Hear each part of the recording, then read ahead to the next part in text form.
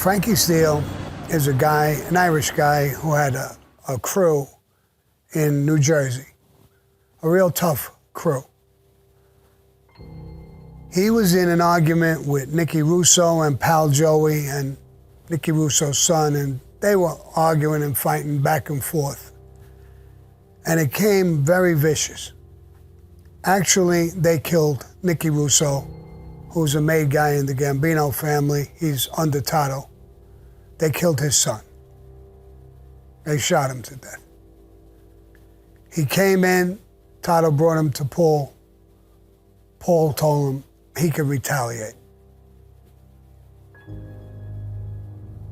They actually bumped into each other, Frankie Steel and Nicky Russo, on the street after the murder of his son. He was carrying a gun, a small revolver. They went at each other. Nicky got the gun out and shot him.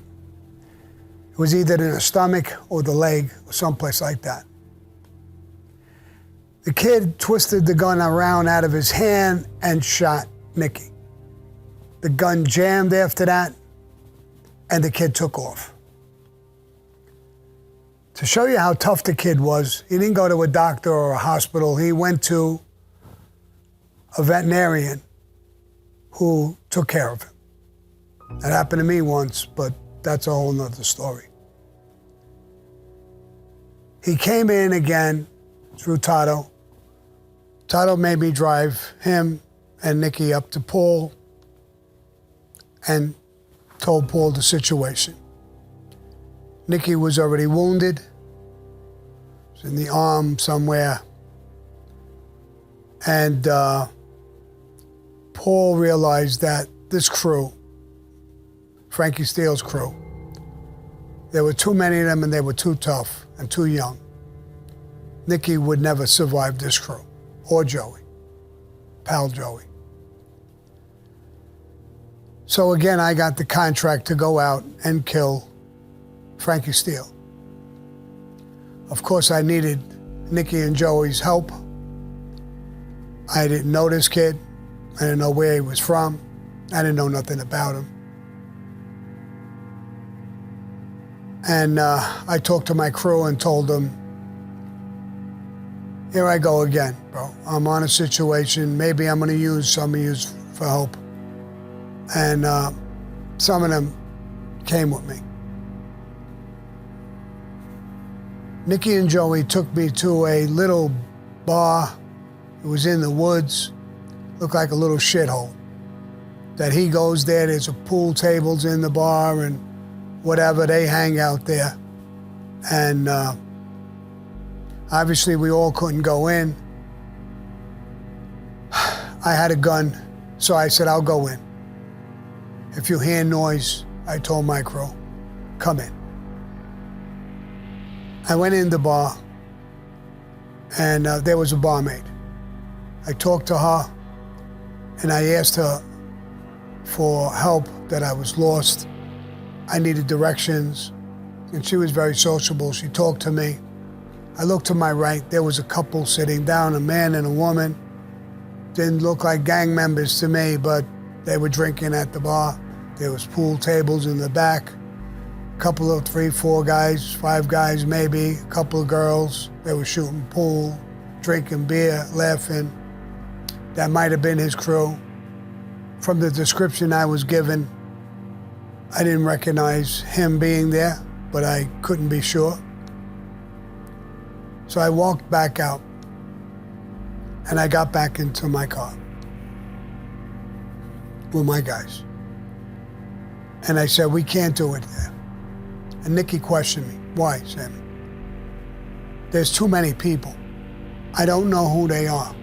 There was a couple sitting there. There's a woman who's a barmaid.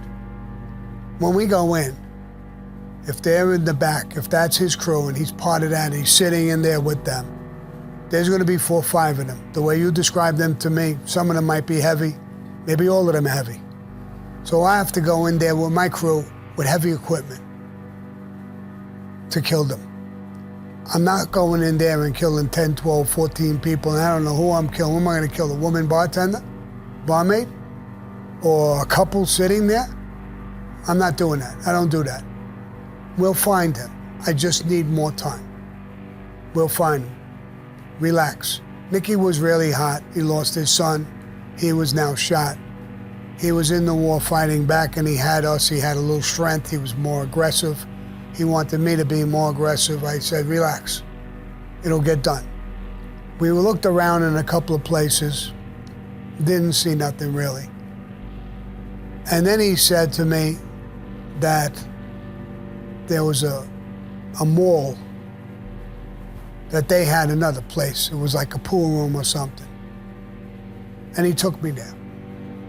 And there was a bunch of guys walking. And he pointed out who Frankie Steel was. Which guy was Frankie Steel. But he was with at least 6 to 8 guys. They were just walking on the sidewalk. Some of them hung out in front of the pool room. Some of them went in. Pal Joey said, the problem with this is 2 of those guys, he pointed out, were made guys in Nicky Scarfo's family, the Philadelphia mob. Now, I certainly couldn't shoot these guys, but I don't know who they are. So I pulled away from there and I said, okay, let me think about this. I helped Nicky Scarfo become the boss of the family. It's a whole nother story. So I decided to go to Nicky Scarfo and tell him what my problem was. I made an appointment and I went to Jersey to meet him. He was near Atlantic City. And I said, Nicky, I have a contract on this kid, Frankie Steel. You know who he is? Yeah, he's a tough kid. He's with the Irish crew. I got a contract on him, and I went looking for him. I spotted him. And Pal Joey told me that 2 of the guys there were friends of ours, with you. All I'm asking you to do is tell your people to stay away from him, and I'll do the rest. Nicky said, Sammy, are you kidding or what? Me and you got blood on our hands together. I won the war because of you. I'll take care of this. You're my man. Give me a little time. Okay. I left. I went back to Tato. I reported what I did and what I said. He said, that's fine. So I said, do we have to go up to Paul? He said, no.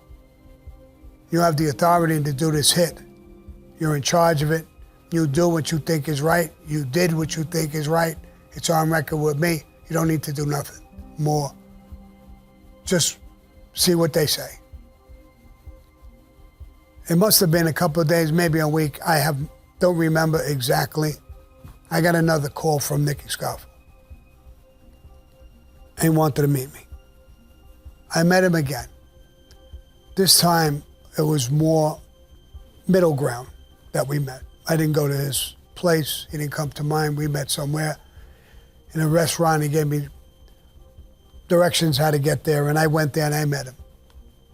We sat down, we ate, and he told me, it's done. We killed him. And we put him in the trunk of a car, and we put him in a mall. In a couple of days, the cops will find his body. We got done eating. I thanked him. He hugged me, kissed me. Any problems you have in Jersey Part where we are, Atlantic City, Philly, bro, me and you, we're blood brothers now. This is a boss telling me something like that.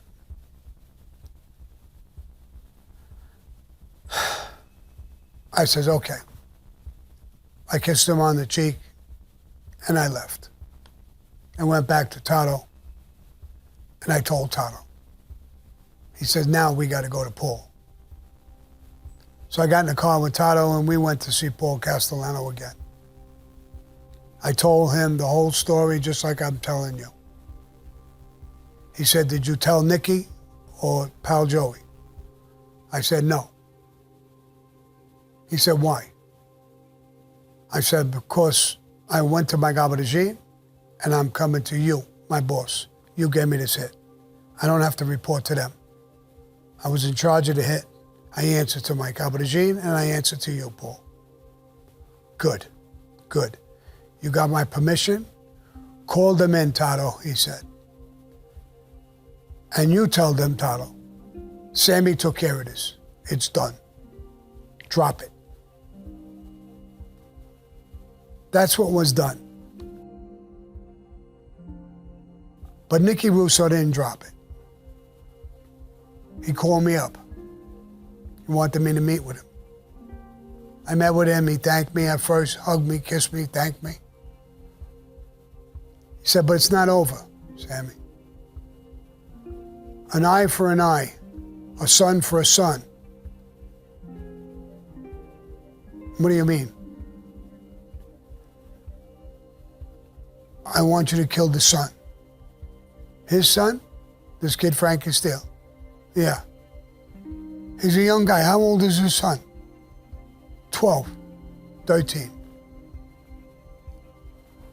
I was completely thrown back. No, fuck no. I'm not killing no kid. They do that in Italy. I don't give a fuck about Italy or what they do there. Well, I'm not doing it here. I'll tell Paul. Tell whoever the fuck you want. This is an order that I'll refuse. I'm not killing a kid. That kid did nothing.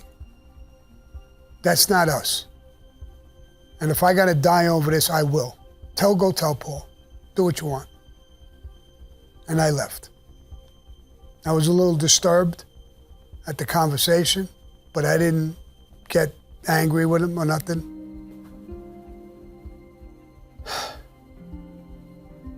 Paul sent for me again. I went there with Tato again.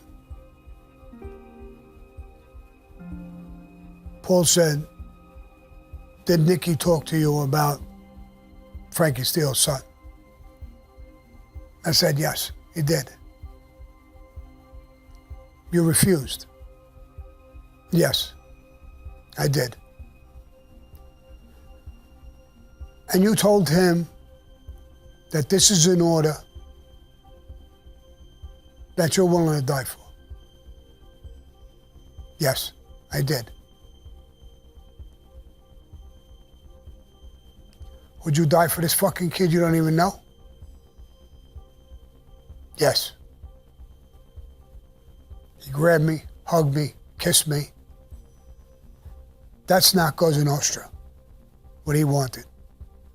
He asked me, and I told him absolutely not. And if he persists on this, the next contract you'll have is him. Again, he hugged me, kissed me, and I left. I was in the car with Tato. Tato said, I am so fucking proud of you. And that was it. We went back, and I went back into my life. If this situation happened with another individual in the family, would there be like no question they would immediately just kill? Absolutely. So I think that kind of separates you from Roy DeMeo. There's a lot of guys who would do it instantly. So I knew that there was people in the family that would follow that order and kill him in a minute.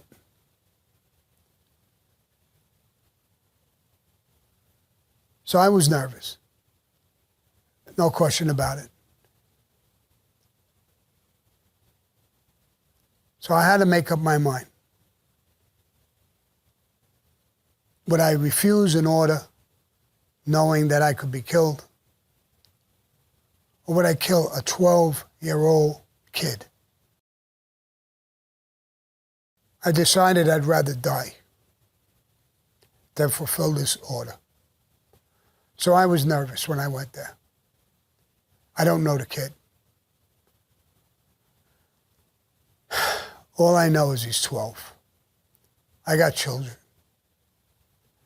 I can't imagine taking a life that just started, that doesn't know hate, that's not vicious. There has to be a place where I say no.